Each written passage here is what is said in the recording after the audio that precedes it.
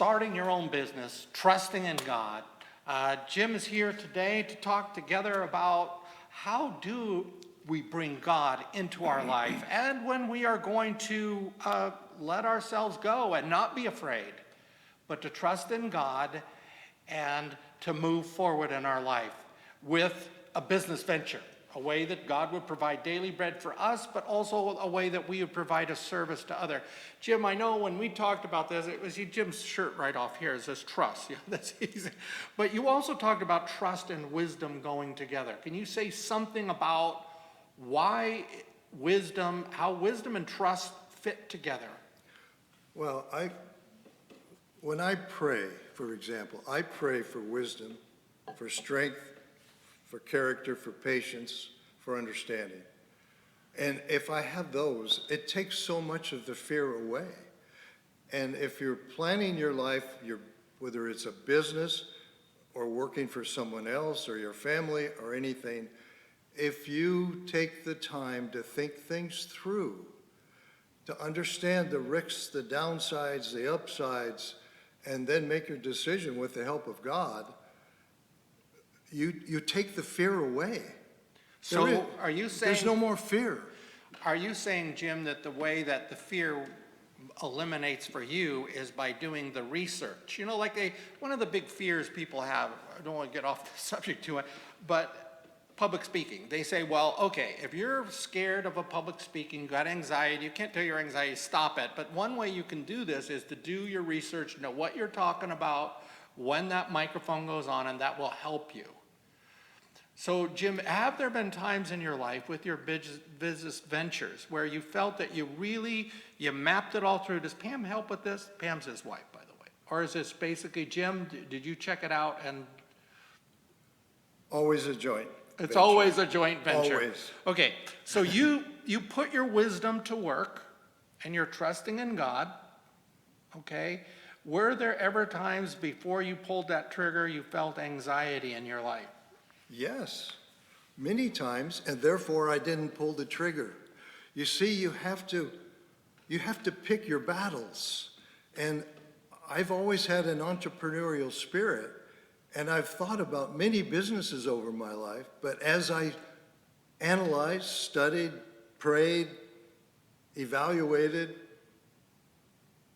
anxiety built up for some, and when that anxiety builds up and you think the risk is too great, you go away. You eliminate fear of failure by eliminating the risk. Stay away from that one. That one ain't gonna work. Okay, well, I want to throw one back at you. This is the anxiety. Now, Jim had a winery. He's had other businesses, restaurants, which is one of the most difficult thing. And with a winery, if you go to a grocery store, and and I wanted to bring the picture in, all of those different bottles, and you're going to get in there, and one thing we know about business, if you don't sell, you don't survive. But you were not afraid to go and be one of the, I don't know how many wineries are in California, let alone the world. Yes. You were not afraid. You did your wisdom of your marketing study. Where I look at that, well, don't know how to make wine. You went to UC Davis and you know how to make wine, but you were not afraid. But then you also said that it was a process. First, you had a lot of land because you wanted the family to have a place to live and the kids, and you did well enough to get the land. Then you thought, well, what's the land? It's not productive for us. And you sold grapes. And then after grapes was winery. You didn't have a vision. You just kind of slipped, one thing led to another. You saw opportunity, you followed the opportunity rather than the vision in your head. You must have had vision in your head, though. Well, no, the vision was to be successful however it played out. When we planted the grapes, we sold grapes, that worked. And then the grapes became less valuable, and so we decided we would take the next step and add value to the grapes. Did a lot of homework. I did my homework. I studied. How long is it going to take to make the wine? How much do bottles cost? How much do the labels cost? How much do corks cost? And when I put that all together, can I sell the wine so that I pay my bills. And that did work out. And ultimately, I was able to do that for many years, but unable to really grow the business because of the marketplace, the other 500 wineries in California, and decided that as we became older and older, our next strategy was to plan how to phase out the business. So we didn't plan to fail. We planned to unwind and to, in my opinion, that was successful. We started business, we ran it, we paid our bills, we unwound it. It was a great success story in my opinion, but Okay. no one will remember Mount Brow Winery. They won't unless they find an old bottle hanging around. So when you, That's right. you know, when you were running the winery, did you have visions of where you want it to be? Like right now, one of my visions, my hope for this church is it's going to outlast us. Yes. It's not, the end of the day is not going to come when we have the last funeral, pastor's retired, and the party's over. I want to see this place project Christ. That's my vision. And how are we going to make the changes today that are going to prepare us for the future with new people? And how are we going to reach new people is one of our biggest issues. That's the vision. What about for Mount Brow? Let's go back 10 years ago. Did you have a vision beyond yourself, or did you say, no, Pam, when we're done and can't go through that and sit out in the sun and clip anymore, we're just gonna take it in for a landing, close it up? Did you see your sons running it? Did you see? Well, we had to be realistic about it. It's a very small business. And even though it was a big deal for our family, it was a very small business with respect to the winery industry. So we never anticipated to become huge or to be triple our sales. We wanted to plug along, pay our bills, make a living, and for many of those years paid a couple of our sons to work with us. And we never visioned that we would expand beyond our little winery. So no, it was just a matter of doing the best we could every day, making a good product, selling our product, which we did, and limiting our expectations, which helped take away fear. We weren't afraid that we couldn't grow because we didn't plan to grow.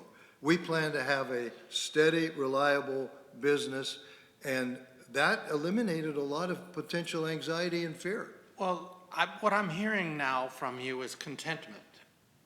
That you had a contentment with a vision that would bring that winery. I don't know how many acres you had on Mount Brow Road, but that was it. It wasn't, oh, let's expand. Oh, we can do this, or oh, we will make this such high quality wine and we will get a reputation and people will look to us. It wasn't that way for you. It was just, this is where we're going.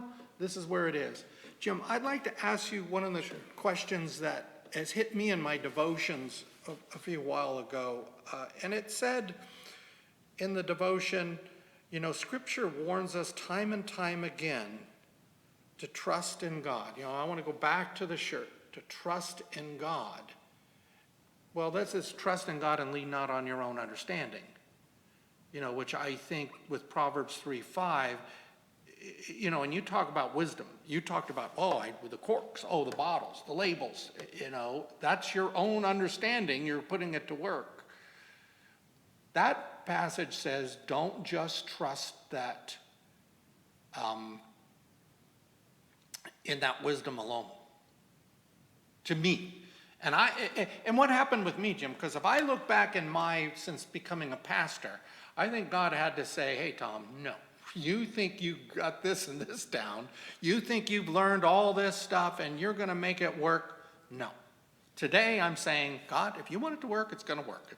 I'll put all my wisdom to work. I'll continue to grow. But trust, how does again, I think this is where we started. Okay, but remember in Proverbs 13 says, not just wisdom, but wisdom and happy is the man who has wisdom and understanding. It's the understanding that makes wisdom, that you use the wisdom and the understanding part is the planning, the organization, the research. Wisdom is a much more difficult word to explain, but it's easy to explain understanding. It's easy to explain, do your homework. And to anybody that wants to start a business, do your homework. Wisdom comes a lot with age too. I mean, it's pretty difficult for young people who want to start a business to have the wisdom of the world, because that takes a lot of time, but you can make up for it with the other stuff. The other stuff being trust in God, faith, wisdom, courage, patience. I mean, I have heard people before that they said, well, one guy who said he started a church, and he said, you know, we didn't know what the heck we were doing, but we put our church next to McDonald's, and because it boomed. And he talked about it as sanctified good luck. You just happen to be at the right place at the right time. And you look back on it, you don't know why you were in the right place at the right time, but looking back, he says, yes, you do know. You know, the one Bible passage that I keep coming to my mind as we talked about getting together here is James. When James says that, don't say you're going to go to such and such town and make such and such money and return with your profits. Say, I'm going to go to such and such town and make money, God willing. God willing. Jim, what I'm hearing from you, too, is no failures. You know, that... No, in my heart, there's no failure. There's setbacks, you adjust, and you move on. Failure is quitting. I'm not a quitter. You're not a quitter. Failure is quitting. There's always a way to adjust, modify, and move on. Well, right. And with Jim, with God in your heart. Right. That's the other thing, Jim, too, is that when do you let go? Because you talked about a restaurant you started up, and it was, you know, restaurants, they say if you want to get into the big leagues where the survival rate is not too high, get into restaurants. This is true. And, you know, you said that you missed with your wisdom looking at the market, but you also saw an out on a sign pole that someone is looking for property that fit yours. That's correct. And, but you let go. Has it ever been, Jim, in your life where you've grabbed hold of something that you believed that you needed to let go of, but you didn't? This hasn't happened to me, but I've seen it happen many, many times.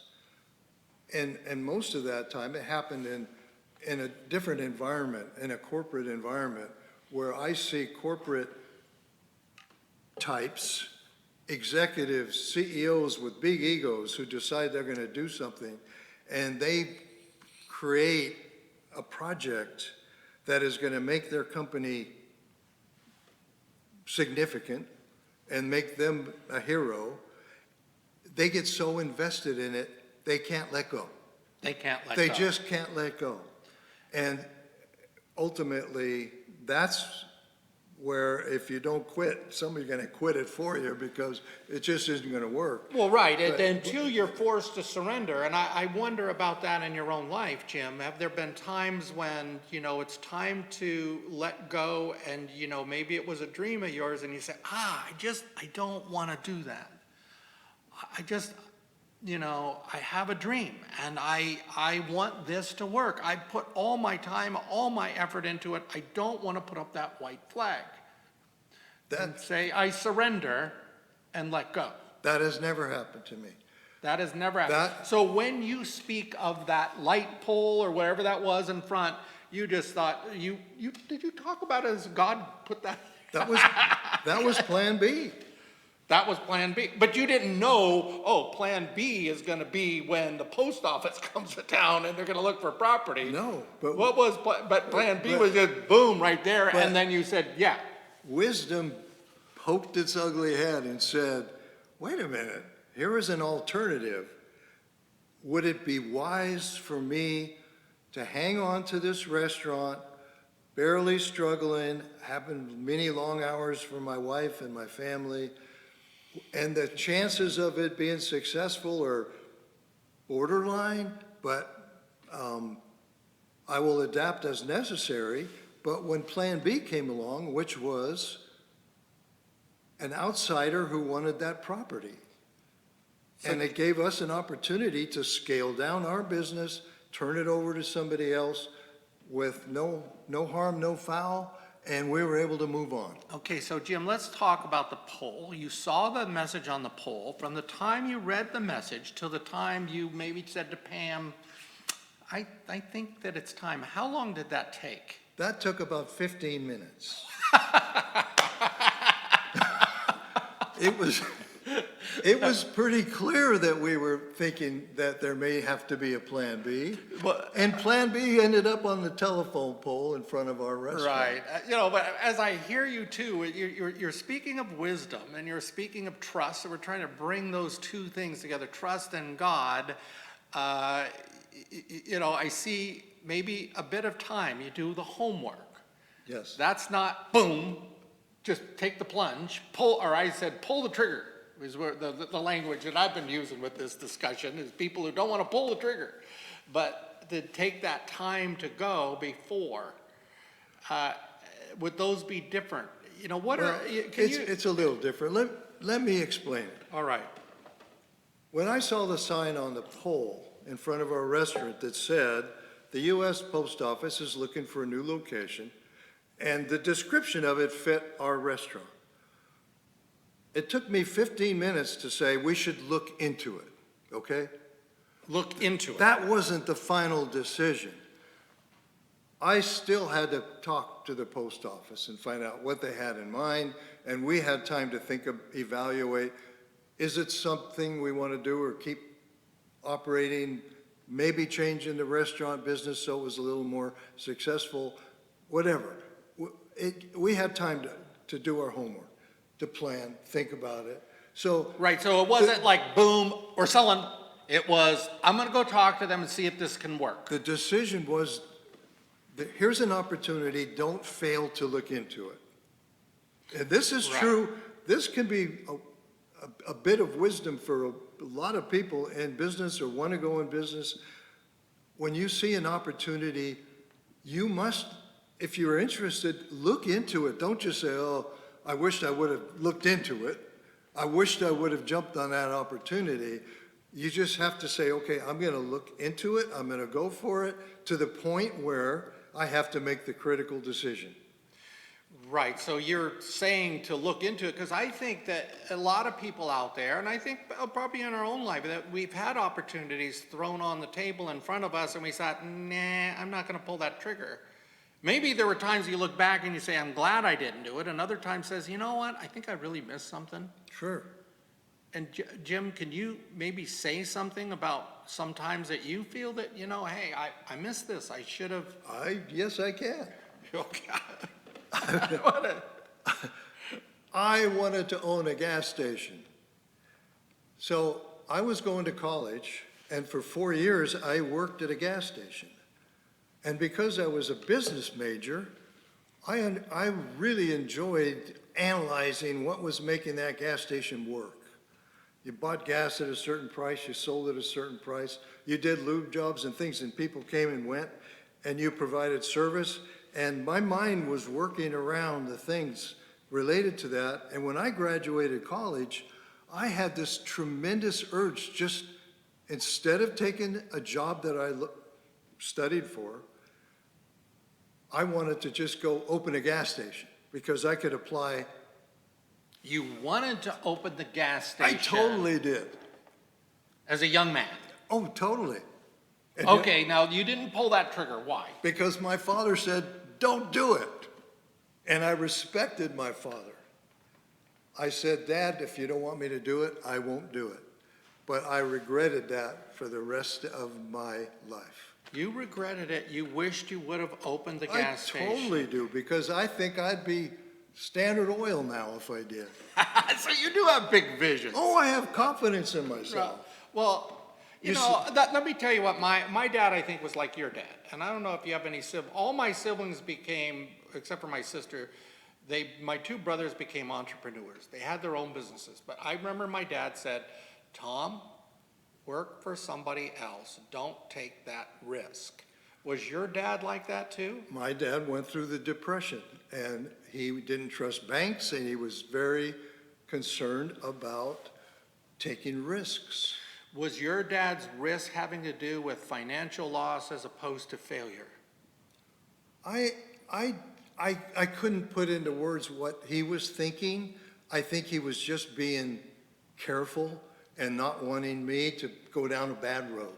Well, right, and that's like my Yeah. dad too. Yeah. But Jim, do you believe God put something in your life that you think this way? Well, you have sons, maybe, I don't care if your sons, if they don't want to hear their dad. I mean, Yeah. do you see this in some people, the same thing that you have, and other people are just content with, you know, I'll go work at the prison, the retirement for the state of California is nice, and that's all I want. I don't have this, I want to try something. Is there something different the way that maybe God has made you, Jim, you think, in your life? I don't know. I just know what I feel and what I am.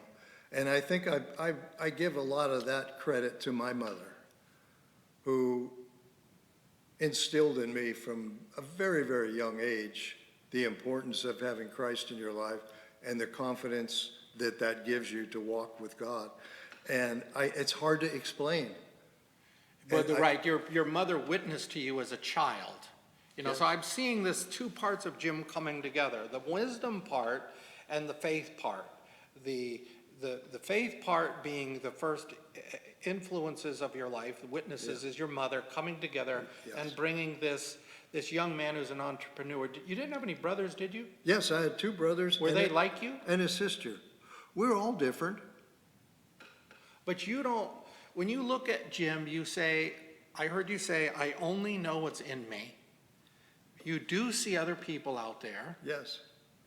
but you see some people are different than you, Jim. They don't have this vision. They want to Oh, sure. I see that some people are aggressively curious, aggressively courageous, aggressively wanting to try stuff, always wanting to try something new, and actually being a little bit flamboyant about it and careless about it. And they move from one thing to another. I see that. I don't like that. I think it's foolhardy. I really like people who are careful, and I would rather see a person, if he doesn't have the spirit, the entrepreneurial desire, I would rather see that person just get a job and work day to day and put in their time. And connect with somebody else's vision. And yes, be a part of somebody else's company. Everybody has a role in life. Right. Every business needs good employees, and a good employee is not one who wants to go start his own business. He's one who wants to be loyal and faithful to his employer. Right. And those are very important people.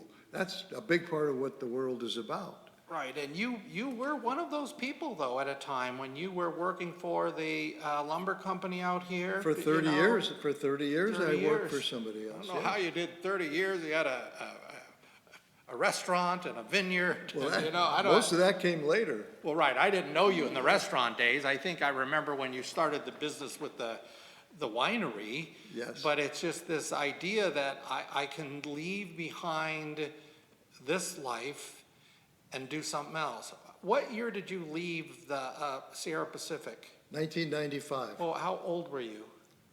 You would have been 52. 52. And then did Pam say, I don't know, Jim, let's just keep working for that, keep putting Well, it? there was this transition phase where I found jobs in other forest companies for a few years, and then even went on to be a forest industry consultant, if you will. But it required a lot of travel, and I wasn't fulfilled. right? It wasn't fulfilling. My And I think that- curiosity wasn't met. And I think that we can be good servants and be fulfilled working with somebody else. I think that if that's what God would have for you, I would say that for us today, and to wrap this up, Jim, where is God leading in your life? Will you get through your life and say, God, I did all the things that you wanted me to do. Trust and fear are different things.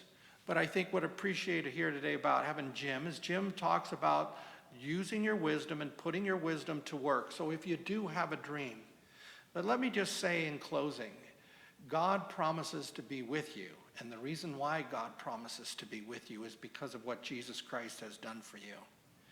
That Jesus Christ has loved us and forgiven us and made us his own children. And he will walk with you to trust. And maybe you need to say yes to some things and no to others. But no, whichever way you go, even if you do foolish things in your life, God promises to be with you.